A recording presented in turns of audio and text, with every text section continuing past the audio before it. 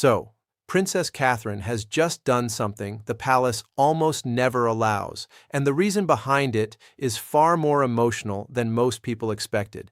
This wasn't a polished royal announcement or one of those carefully crafted statements reviewed by countless communications advisors. Instead, Catherine quietly put the prepared script aside and chose to speak from the heart. In her own words, she opened up about Prince Louis and the deeply personal recovery journey their family has been protecting for months. And that's where this story takes an unexpected turn. For weeks, the palace remained almost completely silent. People began asking why official engagements kept changing, why schedules were being adjusted, and why the youngest prince had seemingly disappeared from public view. No explanation came. The silence was intentional. From the very beginning, William believed privacy was the greatest protection he could give his son. He wanted Louis shielded from endless headlines, public speculation, and the relentless attention that follows royal children from the moment they first step into the spotlight. Catherine understood exactly why he felt that way, but as time passed, she noticed something neither of them had anticipated. The silence that was meant to protect Louis had started creating a different problem altogether. Instead of making him feel safe, it slowly made him question why nobody was talking about what he was going through. Eventually, he began wondering whether his illness was being kept secret because the family was somehow embarrassed by it. That single thought changed everything. So let's look at how they reached that point, because when you follow the timeline from the beginning, a much clearer picture starts to emerge. Louis had been recovering from complications following what first appeared to be an ordinary respiratory infection. At the beginning, everyone believed it was simply another seasonal illness that children often experience. But it didn't take long before it became clear that this wasn't going to be a routine recovery. The exhaustion never seemed to improve. Meals that he once enjoyed were left untouched. One morning, he quietly pushed his breakfast away, looked at William, pointed toward his chest, and admitted he was simply too tired to eat. The moment Catherine would later describe as the turning point came during a private rehearsal at Windsor. The family had arranged the rehearsal as a gentle way to help Louis ease back into royal life before appearing at a public engagement. There were no cameras, no crowds, and no outside pressure, just a quiet opportunity to rebuild his confidence. But halfway through the morning, everything changed. Louis suddenly stopped walking. He reached for his mother's hand and softly whispered that he couldn't catch his breath. Catherine immediately knelt beside him, wrapped both of her hands around his, and instantly noticed how cold his fingers felt, despite the warmth inside the room. William reacted without hesitation. He instructed everyone except the medical team to leave immediately. At the same time, he made sure George and Charlotte were taken to another part of the residence. He refused to let either of them witness their younger brother struggling through such a frightening moment. From that day forward, life inside the household was never quite the same. What made everything even more complicated was the growing difference between what the public believed was happening and what the family was actually living through behind closed doors. William immediately suspended every public appearance involving Louis. To him, missing royal engagements meant absolutely nothing compared to protecting his son's health. And honestly, it's difficult to argue with that decision. Yet, senior palace advisors warned that repeated absences would inevitably raise questions. In royal life, every scheduled appearance carries significance, and when a young prince suddenly stops attending them, people notice. The communications team recommended releasing a carefully controlled explanation before rumors had a chance to spread. William refused. He wouldn't allow his son's recovery to become a public discussion while Louis was still frightened, vulnerable, and trying to understand what was happening himself. And although that decision came from love, it produced consequences the family never expected. But the silence wasn't only affecting Louis. Without anyone realizing it at first, it had begun changing the way the entire family lived. George, being the oldest, quietly convinced himself that staying calm was now part of his responsibility. He tried to be stronger for everyone around him, carrying emotions that no child should ever feel obligated to carry. One evening, he asked William a question that caught him completely off guard. He wanted to know whether a younger brother could become seriously ill without anyone outside the family ever finding out. It wasn't really a question about royal protocol. It was a child trying to understand whether silence meant something was terribly wrong. Charlotte noticed things differently. She paid attention to every closed door, every conversation that suddenly stopped when she entered the room, and every whisper exchanged between adults. Even without being told everything, she understood more than anyone expected. She began leaving little handwritten jokes beside Louis's bed because she'd discovered something simple but powerful. Whenever he laughed, even for a few seconds, the energetic little brother she knew seemed to return. Then one afternoon, after overhearing staff quietly discussing growing public curiosity about Louis's absence, she found Catherine and asked a question no parent is ever prepared to answer. Were strangers worried about my brother now? Before Catherine could fully respond, Charlotte asked another. Will Louis have to explain everything to them?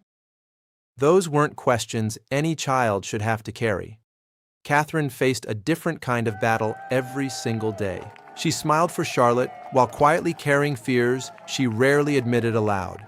She reassured the children that recovery often takes time, even as she herself survived on very little sleep. She hid the worst of her worries from William, believing she was protecting him. William was doing exactly the same for her. Their love for each other never weakened. But exhaustion slowly turned open conversations into guarded silence, and right in the middle of it all was Louis himself.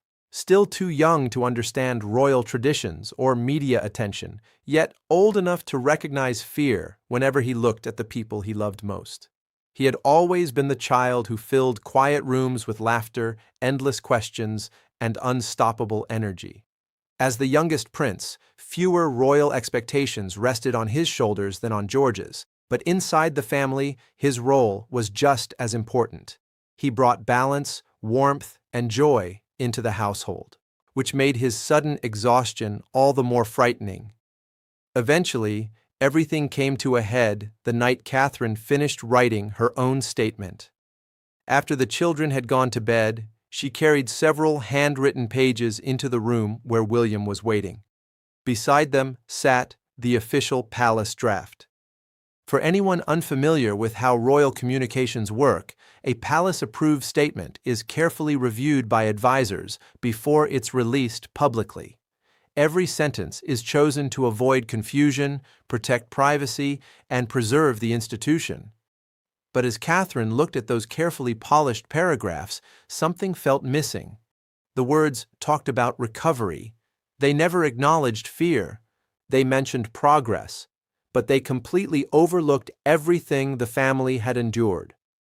William picked up her handwritten draft and read the opening lines. Almost immediately, he shook his head. He reminded her that once those words became public, they could never be taken back. Every sentence would be replayed, analyzed, and remembered long after Louis had fully recovered. He asked whether she was prepared to watch complete strangers debate their son's most difficult moments. His voice grew louder, then it stopped. Neither of them was truly angry. Fear was speaking for both of them. But Catherine didn't back away. She calmly explained that Louis had started believing his illness was being hidden because the family felt ashamed. Then she pushed the official palace draft aside. She told William those carefully chosen words described a medical recovery. They didn't describe their son. They ignored the little boy whose confidence had almost disappeared. She reminded him that George had started watching every closed door. Charlotte had begun leaving handwritten jokes outside her brother's room because she knew laughter helped him heal. Without realizing it, the silence was no longer protecting only Louis. It had begun shaping all three children. Then Catherine shared something William hadn't heard before. Louis had made a request of his own. He wanted to thank the doctors, nurses, and everyone who had helped him feel safe. He wanted George and Charlotte to know their support mattered. And more than anything else, he didn't want people believing he'd disappeared because he wasn't brave enough. William slowly sat down. For a long moment, he covered his face with both hands before quietly admitting something he'd never said aloud. His decisions hadn't been driven only by privacy. They had also been driven by fear, not fear of public criticism, but fear of losing control over the one thing that mattered most: his family. That admission changed the conversation. For the first time since Louis became ill, both William and Catherine were no longer debating what the public should hear. They were finally confronting what fear had done to their own family. Together, they found common ground. Catherine would speak publicly, but only within clear boundaries. She would acknowledge how difficult the journey had been without revealing private medical details that belonged only to their son. Even then, one obstacle remained. There was still one person whose approval could stop everything: King Charles. Later that evening, the revised statement was delivered to the king following one of his regular briefings. Before reading it, he quietly asked everyone else to leave the room. He sat alone. He read every page once. Then he started again from the beginning. When he reached the line explaining that Louis had begun believing privacy felt like shame, he slowly removed his glasses and placed them on the table beside him. That sentence stayed with him. For decades, the monarchy had relied on restraint. Protecting private matters had always been seen as part of serving the crown. But this situation was different. A young boy had been protected from public attention. Yet, that same protection had unintentionally made him feel invisible. Not long afterward, William joined his father. Charles looked up from the papers and asked only one question: does this statement truly serve Louis, or does it simply ease the fears of the adults around him? William didn't hesitate. He defended Catherine's decision. At the same time, he admitted something neither of them could ignore. Once the recording was released, the family would lose control of the conversation. Reporters would revisit months of canceled engagements. Television panels would analyze every absence. Commentators would search for explanations the family had deliberately chosen not to give. Meanwhile, palace communications officials had prepared another version of the statement. It was shorter, safer, far more traditional, but one important detail had disappeared. Louis's own wish to thank the people who had cared for him was gone. Charles read both versions. Without saying a word, he set the official draft aside. He believed that protecting the institution while removing the child's own voice defeated the entire purpose of speaking publicly in the first place. Finally, he approved Catherine's statement, but he attached one condition. Before anything was released, Louis himself had to hear every word and understand exactly what the public would be told. The following day, Catherine sat privately with her youngest son. She slowly read the statement from beginning to end. Louis listened more carefully than anyone expected.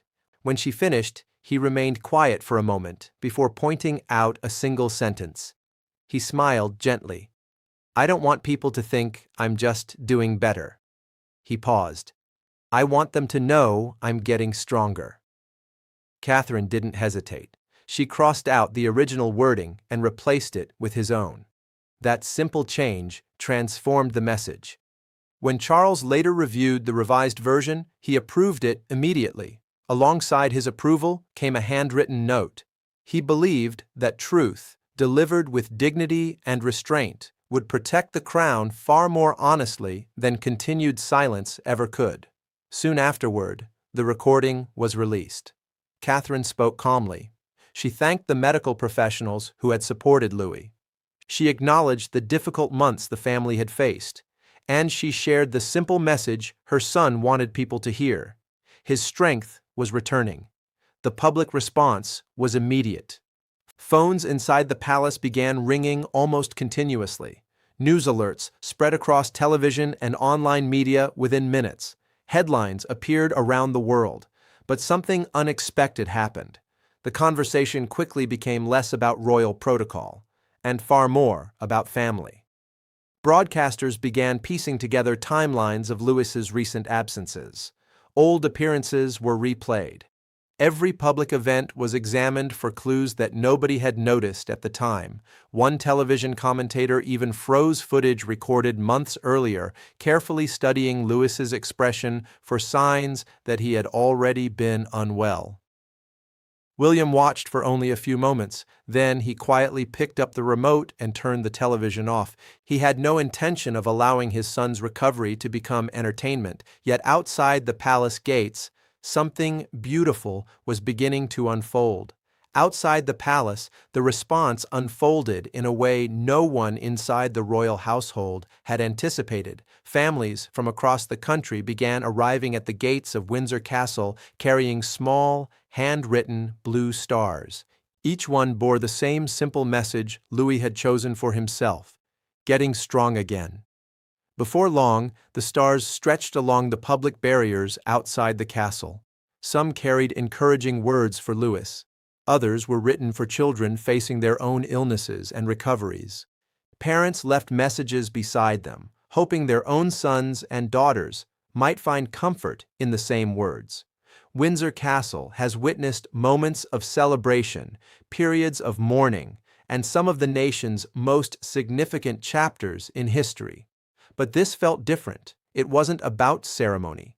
It wasn't about politics. It was about families recognizing themselves in another family's struggle.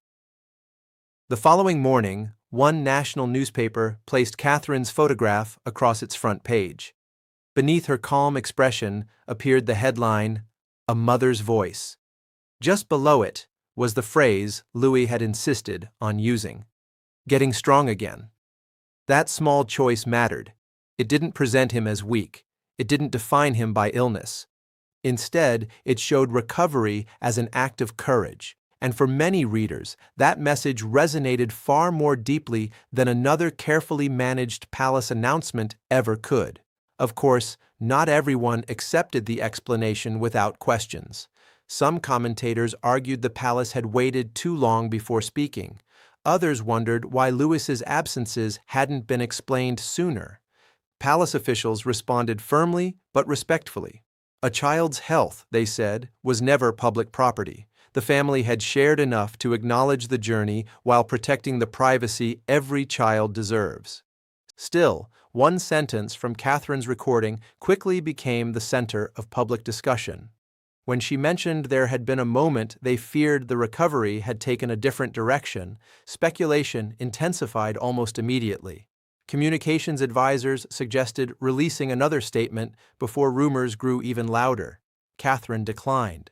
She believed explaining every frightening moment would cross a line the family had worked so hard to protect. Some parts of Louis's journey belonged only to him, and she intended to keep it that way. But the most important moment of this entire story didn't happen in front of cameras. It didn't happen at the palace gates, and it certainly didn't happen inside a press briefing. It happened quietly at home. Later that evening, William found Louis sitting alone in the family's private garden room. The room was silent. No doctors, no advisors, no photographers, just father and son. William glanced at the empty chair nearby, but chose not to sit in it. Instead, he lowered himself onto the floor beside Louis until they were at the same level. For a few moments, neither of them spoke. Then William asked one simple question. "How do you feel now that everyone knows?" Louis thought carefully before answering. Finally, he admitted something his father had never realized. He'd noticed that every time he entered a room during his recovery, conversations about royal duties suddenly stopped. Before he became ill, hearing discussions about future engagements had always excited him. Then, they disappeared completely. Slowly, he'd begun believing people no longer expected him to be strong enough to take part in them again. William had removed those conversations because he wanted to protect his son from unnecessary pressure, but without realizing it, that decision had left Louis feeling excluded from his own future. That's the difficult thing about silence. Even when it's meant with love, you can't always control the message someone else hears. Then Louis shared something even more unexpected. During the hardest week of his illness, he'd heard his father crying outside his bedroom. He had stayed perfectly still, pretending to be asleep, not because he wanted to ignore it, but because he didn't know how to comfort him. Those words broke something inside William. For months, he had carried every fear alone. Now his son had quietly been carrying his own. William wrapped his arms around Louis and held him close. Then he admitted something neither of them had ever spoken aloud. Being brave didn't mean never feeling afraid. Real courage meant finding the strength to speak, even when staying silent felt easier. Louis hugged him tightly. After a long pause, he made a decision entirely on his own. He didn't want his return to royal life to happen during a grand public ceremony. He wanted it to begin somewhere small, somewhere quiet, and most importantly, he wanted George and Charlotte beside him. Catherine entered the room only after their conversation had ended. One look at William's face, then at Louis, told her everything she needed to know. Something had changed. Without saying much, the three of them reached an understanding. There would be no carefully staged return, no elaborate media event, no pressure to appear before the public until Louis himself felt completely ready. When that day finally came, it happened exactly the way he wanted. His first appearance wasn't at a grand royal ceremony or a nationally televised event. Instead, the family chose a small community project focused on children and local families. There were no advance announcements, no official speeches, no expectation that Louis had to perform for cameras or meet public expectations. It was simply an opportunity to take one quiet step forward. As they arrived, Louis paused just before the entrance. For a brief moment, he stood still. Charlotte reached for one of his hands. George quietly took the other. Neither of them hurried him. Neither of them tried to encourage him with words. They simply stood beside their younger brother. Catherine watched from only a few steps away. She didn't urge him forward. She didn't hide his hesitation. She waited. Only when Louis decided he was ready did the three children walk inside together. Watching from behind, William realized something that had taken months to understand. Recovery wasn't about returning to the life they had before. It was about creating a new sense of safety for the future.